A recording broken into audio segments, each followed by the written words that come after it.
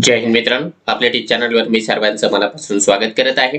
आजच्या व्हिडिओच्या माध्यमातून आपण पवित्र पोर्टलवर तुम्हाला ज्यावेळेस पसंतीक्रम येणार आहे ते पसंतीक्रम कोणत्या आधारावर येणार आहे, कशा प्रकारे येणार आहे, त्याविषयी आपण सविस्तर माहिती या व्हिडिओच्या माध्यमातून जाणून घेणार आहोत। परंतु तत्पूर्वी आपण जर चॅनलवर नवीन असाल तर आमचं चॅनल सबस्क्राइब करा, साइडचा जे बेल आयकॉन आहे त्याला देखील प्रेस करा, जेणेकरून शिक्षक भरतीच्या संदर्भामधल्या कोणत्याही माहितीची अपडेट आपल्याकडून मिस होणार नाही।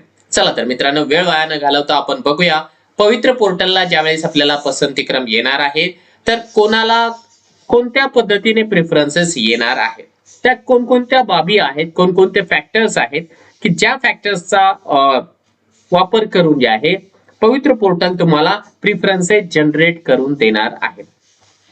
बघा मित्रांनो, आता प्रेफरन्सेसला फार कमी कालावधी बाकी राहिलेला आहे। प्रेफरन्सेस ज्यावेळेस जनरेट केले जातील त्यावेळेस तुम्हाला लॉग इन अवेलेबल करून दिला जाणार आहे।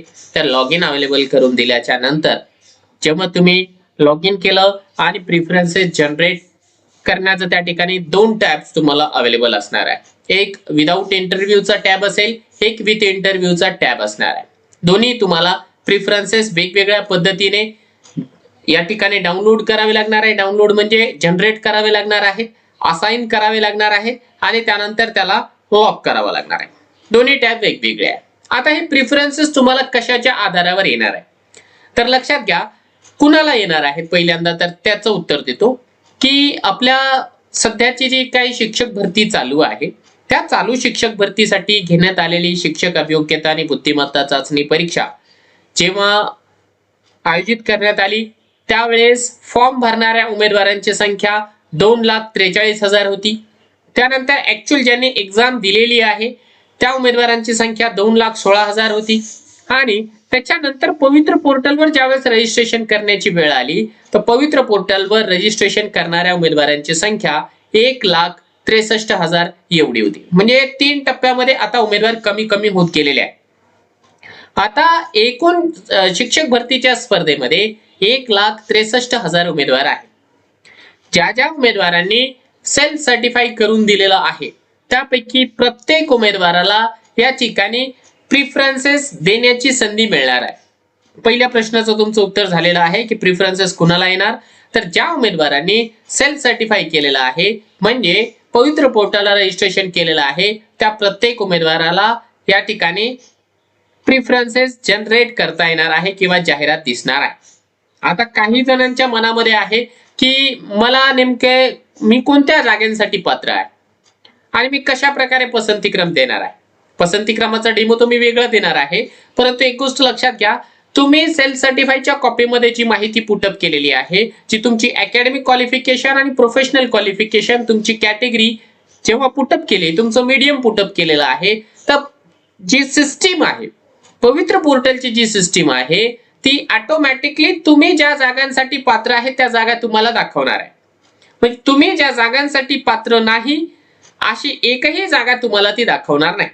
उदाहरणार्थ तुम्ही जर का 1ली ते 5वी वर्गाला पात्र असाल तर तुम्हाला 6वी ते 8वी, 9वी 10वी, 11वी 12वी ची जागा तुम्हाला दाखवणारच नाही।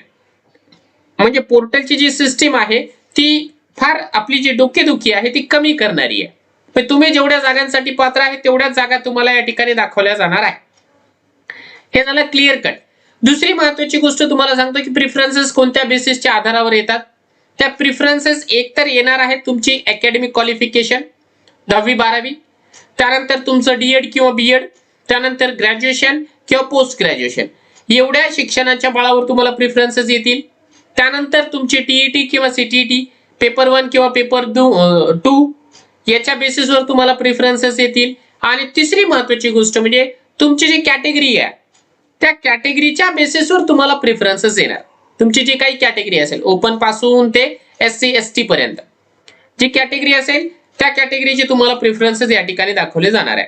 तुम्ही ज्या कॅटेगरीचे आहात, समजा तुम्ही ओबीसी चे आहात तर ओबीसी प्लस तुम्हाला ओपन कॅटेगरी, त्या दोन्ही कॅटेगरी दाखवल्या जाणार आहे। फक्त ओपन वाल्यांना ओपनची एकच कॅटेगरी दाखवली जाईल, बाकी प्रत्येक कॅटेगरी वाल्याला स्वतःच्या कॅटेगरीच्या सोबत ओपनची देखील जागा दाखवली जाणार आहे। त्यातल्या त्यात हॉरिझॉन्टल पण आलेला आहे, ज्यांना हॉरिझॉन्टल मध्ये रिझर्वेशन आहे, महिला असेल, प्रकल्पग्रस्त, अंशकालीन, खेळाडू, अनाथ, दिव्यांग असे जे उमेदवार आहेत त्यांना त्या त्या रिझर्वेशनची जागा देखील दाखवली जाणार आहे. एक क्लिअर कट या ठिकाणी तुमची जी कन्सेप्ट आहे ती क्लिअर करून देतो आहे की जर कुणी एक असा एखादा उमेदवार असेल की ज्याला जास्त मार्क आहे आणि एखादा असा उमेदवार आहे की ज्याला कमी मार्क आहे, तर असं होणार नाही की जास्त मार्कवाल्याला जास्त प्रिफरन्सेस आले आणि कमी मार्कवाल्याला कमी प्रिफरन्सेस आले. प्रिफरन्सेसचा आणि TITच्या मार्कांचा काडीचा संबंध नाही. उदाहरण म्हणून तुम्हाला सांगतो की एक उमेदवार आहे जो पहिली ते 5वी ला पात्र आहे. समजा दोन उमेदवार आहेत ओबीसीचे, दोन्ही उमेदवार जे आहे ओबीसीचे आहेत आणि पहिली ते 5वी ला पात्र आहेत, म्हणजे दोघांचं डीएड आहे, टीईटीचा पेपर 1 पास आहे, म्हणजे पहिली ते 5वी ची त्यांची क्वालिफिकेशन कंप्लीट आहे. मग अशा वेळेस एका उमेदवाराचं जे काही मेरिट गुण आहे TITचे ते 150 आहे आणि एकाचे 100च आहे. मग असं होणार नाही की 150 मार्कवाल्याला जे आहे 500 पसंतीक्रम आले आणि 100 मार्कवाल्याला 100च आले, असं होणार नाही. दोघांनाही सेम जर का कॅटेगरी असेल किंवा सेम वर्ग असेल तर तेवढेच पसंतीक्रम येणार आहेत. त्यामुळे मार्कांचा आणि प्रिफरन्सेस जास्त येण्याचा किंवा कमी येण्याचा संबंध नाही. सर्वांना प्रिफरन्सेस सारखेच येणार आहे जर तुम्ही एका कॅटेगरीचे बिलॉंग करत असाल तर. ही एक गोष्ट क्लिअर कट करतो. आता एक महत्त्वाची गोष्ट तुम्हाला या ठिकाणी समजावून सांगतो आहे की प्रिफरन्सेसचा नेमका खेळ काय आहे. बघा, त्यासाठी आपल्याला जी शैक्षणिक पात्रता आहे किंवा व्यावसायिक पात्रता आहे त्याचा GR आपल्यासाठी अत्यंत जास्त महत्त्वाचा ठरणार आहे. कारण GR मधूनच आपल्याला सगळ्या गोष्टी क्लिअर होतात. हा एक GR आहे, जो GR मी आपल्या टेलिग्रामच्या चॅनलला देखील देतो आहे.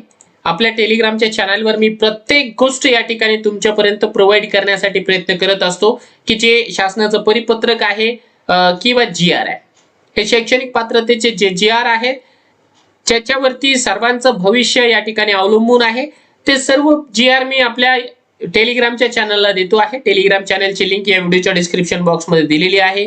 त्या ठिकाणी जा, टेलिग्रामचं चॅनल जॉईन करा. या सगळ्या PDF तुम्ही निश्चितपणाने अभ्यासा क्वालिफिकेशनचे. तर बघा, या GR प्रमाणे जे आहे आपण कोणकोणत्या वर्गासाठी पात्र आहोत. बघा, हा GR आहे शालेय शिक्षण आणि क्रीडा विभागाचा. याचं जे टायटल आहे प्राथमिक, उच्च प्राथमिक, माध्यमिक, उच्च माध्यमिक विद्यालय, कनिष्ठ महाविद्यालय, शिक्षकांची शैक्षणिक आणि व्यावसायिक अर्हता. हा GR आहे 7 फेब्रुवारी 2019 चा. 3 GR मी तुम्हाला या ठिकाणी दाखवणार आहे. 7 फेब्रुवारी 2019, त्यानंतर दुसरा GR आहे त्याच महिन्यामध्ये शुद्धीपत्रक आहे 25 फेब्रुवारी 2019 आणि या ठिकाणी शेवटचं एक आहे शुद्धीपत्रक 12 जून 2019. तुम्हाला सर्वांची क्वालिफिकेशन याच्या थ्रूच आपल्याला पाहायची आहे. तर बघा, पहिली ते 5वी साठी कोण पात्र आहे क्लिअरली या ठिकाणी मेन्शन करण्यात आलेला आहे. पहिली ते 5वी साठी कोण पात्र आहे तर ही गोष्ट लक्षात घ्या. पहिली ते 5वी साठी तुम्हाला जे आहे एक तर 50% मान्यता प्राप्त मंडळाची उच्च माध्यमिक म्हणजे 12वी असायला पाहिजे. त्यानंतर त्यांनी सांगितलं तुमचं डीएड असायला पाहिजे आणि टीईटीचा पेपर 1 असायला पाहिजे. बीएड वाले पहिली ते 5वी मधून बाहेर आहे. 6वी ते 8वी ची थोडक्यामध्ये जर तुम्हाला सांगितले की पात्रता काय लागणार आहे तर 6वी ते 8वी या वर्गाची जी पात्रता असणार आहे डीएड किंवा बीएड दोन्हीपैकी एक किंवा दोन्ही असलं तरी चालतं. त्याच्यासोबत ग्रॅज्युएशन असायला पाहिजे. ग्रॅज्युएशन असायला पाहिजे आणि टीईटीचा पेपर 2 पास असायला पाहिजे. आता पेपर 2 मध्ये देखील जे आहे काही नियमावली सांगण्यात आलेली आहे. जे उमेदवार ज्या वर्गासाठी पात्र आहे ते एकदा समजून घ्या. जर तुम्ही 6वी ते 8वी ला सोशल स्टडीज या विषयासाठी पात्र असाल तर तुमची जी टीईटीची मेथड आहे ती सोशल स्टडीजच असायला पाहिजे. जर तुम्ही 6वी ते 8वी ला सायन्स मॅथ या विषयासाठी पात्र असाल तर टीईटी किंवा सीटीईटीची सेकंड पेपरची मेथड तुमची सायन्स मॅथच असायला पाहिजे. आणि जर समजा तुम्ही BA मराठी मधून, हिंदी मधून, इंग्लिश मधून केलेलं असेल तर तुमची टीईटीच्या सेकंड पेपरची मेथड मॅथ सायन्स असेल तरी चालेल किंवा जे आहे तुमची सोशल स्टडीज असेल तरी देखील चालणार आहे. त्यानंतर 9वी 10वी ची जर आपण बघितली तर 9वी 10वी ला फक्त बीएड असायला पाहिजे आणि ग्रॅज्युएशन असायला पाहिजे. त्यानंतर 11वी 12वी बीएड असायला पाहिजे, ग्रॅज्युएशन असायला पाहिजे आणि पोस्ट ग्रॅज्युएशन देखील असायला पाहिजे. हा सामान्य क्रायटेरिया आहे. ज्यांनी पुटअप केलेला आहे डेटा त्या ठिकाणी त्यांना आता लक्षात येऊन गेलेला आहे की आपण कोणत्या वर्गासाठी पात्र आहे. तुम्ही ज्या वर्गासाठी पात्र असणार आहे सिस्टीम ऑटोमॅटिकली तुमच्यासाठी जी जाहिरात एलिजिबल आहात, तुम्ही ज्या गोष्टीसाठी एलिजिबल आहात ती गोष्ट तुम्हाला या ठिकाणी ऑटोमॅटिकली जनरेट करून देणार आहे. 1 ते 5 चा तर प्रॉब्लेम नाहीये, 6 ते 8 मध्ये तुम्हाला सांगतो की तुम्ही समजा 6वी ते 8वी ला मराठी, इंग्लिश, हिंदी, उर्दू, कन्नड, सिंधी, तेलुगू, गुजराती, तमिळ, मल्याळम, बंगाली, पंजाबी, संस्कृत इत्यादी विषयांसाठी पात्र असाल तर फायनल इयरला जे आहे तुम्हाला किमान इथे 50% सांगितलेले आहे. परंतु त्याच्यानंतर कोर्टामध्ये निकाल लागलेला आहे आणि कोर्टानं सांगितलं की कॅटेगरीवाले उमेदवार 40% पेक्षा जास्त असायला पाहिजे फायनल इयरला आणि ओपनचे उमेदवार 45% पेक्षा जास्त गुणाने पास असायला पाहिजे. हा त्यांचा क्रायटेरिया आहे. जर तुम्ही पार्शियन भाषा आहे किंवा अरेबिक आहे किंवा गणित, आता 6 ते 8 ला गणित विषयासाठी जर तुम्हाला पात्र व्हायचं असेल तर गणित आणि संख्याशास्त्र हे 2 विषय तुमचे असायला पाहिजे ग्रॅज्युएशनच्या फायनल इयरला. ठीक आहे. किंवा त्याच्यासोबत यांनी या ठिकाणी सांगितलं शुद्धीपत्रकामध्ये इलेक्ट्रॉनिक्स किंवा कॉम्प्युटर सायन्स किंवा माहिती तंत्रज्ञान हे देखील असेल तर चालून जातं. त्यानंतर जर तुम्ही विज्ञान विषयासाठी पात्र असाल तर विज्ञानासाठी भौतिकशास्त्र, रसायनशास्त्र, वनस्पतीशास्त्र, प्राणीशास्त्र, जीवशास्त्र, त्याला आपण लाईफ सायन्स म्हणूया, किंवा पर्यावरणशास्त्र हे त्यांनी या ठिकाणी दिलेलं आहे. त्याच्यासोबतच त्यांनी आणखी या ठिकाणी सूक्ष्मजीवशास्त्र, मायक्रोबायोलॉजी, जैवतंत्रज्ञान, बायोकेमिस्ट्री आणि कृषीशास्त्र इत्यादी जी डिग्री आहे ती देखील ऍड ऑन केलेली आहे. त्यानंतर तुम्ही जर का इतिहास, भूगोल, समाजशास्त्र या विषयासाठी तुम्हाला पात्र व्हायचं असेल तर तुम्ही ग्रॅज्युएशनच्या फायनल इयरला इतिहास, भूगोल, अर्थ, राज्य, समाज इत्यादी विषयामध्ये डिग्री तुमची असायला पाहिजे. जर तुम्ही सायन्स, मॅथ हे कंबाईन जो विषय असतो त्या कंबाईन विषयासाठी जर तुम्हाला पात्र व्हायचं असेल तर तुमचं फायनलला गणित, संख्या, भौतिक, रसायनशास्त्र, वनस्पती, प्राणी, जीवशास्त्र इत्यादी असायला पाहिजे. त्यानंतर त्यांनी सांगितलेलं आहे पुन्हा 9वी 10वीचं सांगितलंय. 9वी 10वीचं हे जनरल आपण बघितलेलं आहे. सेम आता याच परीनं असणार आहे. आता यामध्ये बऱ्याचशा किचकट बाबी आहेत, बारकाईनं साऱ्या गोष्टी या ठिकाणी सांगण्यात आलेल्या आहे. 11वी 12वीचं देखील सेम टू सेम याच पद्धतीने सांगण्यात आलेलं आहे.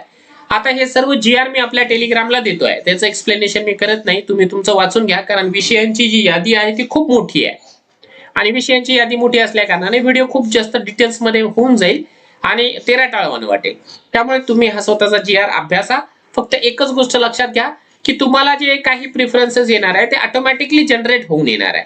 त्यामुळे तुम्हाला फार जास्त डोकं लावायचं काम नाही. फक्त एवढंच एक काम करा की प्रिफरन्सेस जनरेट झाल्याच्या नंतर एकदा व्हेरीफाई करा की संबंधित जे काही प्रिफरन्सेस आहेत त्यासाठी तुम्ही पात्र आहात किंवा नाही. शक्यतो ते पात्र असलेलेच येतात. एखाद्या वेळेस टेक्निकल इश्यू जर झाला तर टेक्निकल इश्यूमुळे चुकीच्या विषयाचे प्रिफरन्स येऊन जातात तुम्हाला. उदाहरणार्थ तुम्ही जर मॅथ सायन्सचे उमेदवार असाल तर तुम्हाला एखाद्या वेळेस चुकून मराठी विषयाचं प्रिफरन्स येऊन जातं. तसं असेल तर त्याला पसंतीक्रम देऊ नका, फक्त एवढं काम करा. बाकी विशेष म्हणजे याच्यामध्ये सांगण्यासारखं काहीच नाहीये.